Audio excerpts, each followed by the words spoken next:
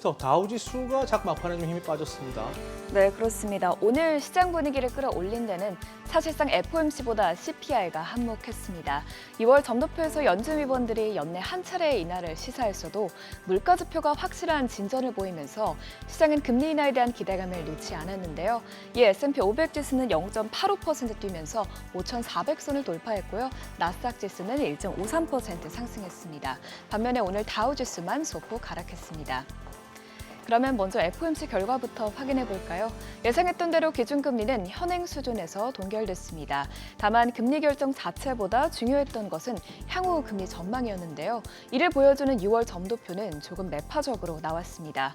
점도표에서 연말 기준금리 중간값은 5.1%로 나오면서 연준은 연내 총 한 번의 금리 인하를 시사했습니다. 전문가들은 이번 점도표가 2회 인하를 나타낼 것이라고 전망했었는데 19명 중 11명의 위원들이 한 회 이하의 인하를 점치면서 생각보다 예상 금리 인하 횟수가 더 줄었습니다. 또 이어서 중립금리는 지난 3월 FOMC에 이어 이번에도 2.8%로 상향 조정됐습니다.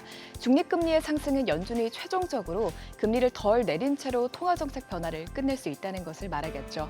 그래도 다행이었던 점은 내년 금리 전망은 기존 세 차례 인하 전망에서 네 차례로 수정됐고요. 성명서에서도 인플레이션이 목표 2%를 향한 완만한 추가 진전이 있었다고 평가했습니다. 하지만 인플레이션에 추가 진전이 있어도 아직까지는 연준 위원들이 인플레이션이 쉽게 떨어지지 않을 것이라고 보고 있는 것 같습니다. 실제로 이번 경제 전망 요약을 살펴봤을 때 연말 근원 PCE 전망치는 올해와 내년 모두 상향 조정됐습니다. 올해의 경우 근원 PCE 전망치는 2.6%에서 2.8%로 올랐는데요. 지난 4월 PCE 물가지수가 전년 대비 2.7% 오른 것을 봤을 때 이는 올해 계속해서 인플레이션이 비슷한 수준으로 유지될 것을 시사합니다.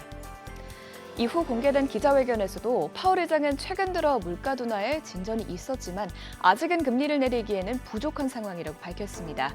다만 앞으로 들어오는 데이터를 봤을 때 물가가 지속적으로 떨어지거나 노동시장이 예상 밖으로 둔화하면 금리 인하를 할 준비가 되어 있다고 언급했습니다.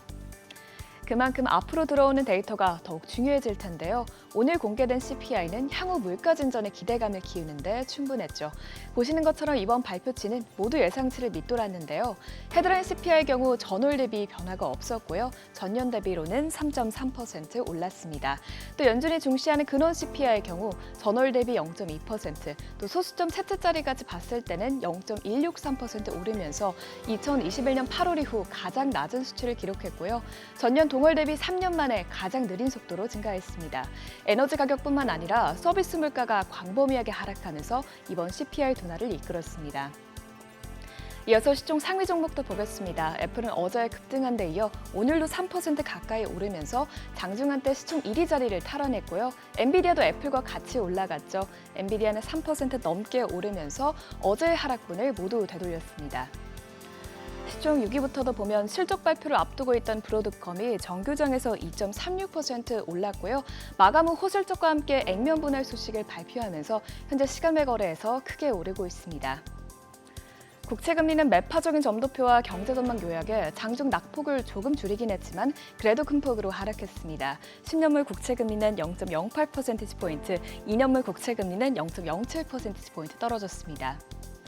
국제유가는 3거래일 연속 상승했습니다. 오늘 일장에서 WTI와 브렌트유는 각각 배럴당 78달러, 82달러에 마감됐습니다. 이외에도 더 많은 주식 정보 궁금하신 분들은 카카오톡 채널에서 크존을 추가하거나 재테크존 앱을 다운로드 받으시면 다양한 투자 정보 확인할 수 있으니 많은 참여 바랍니다.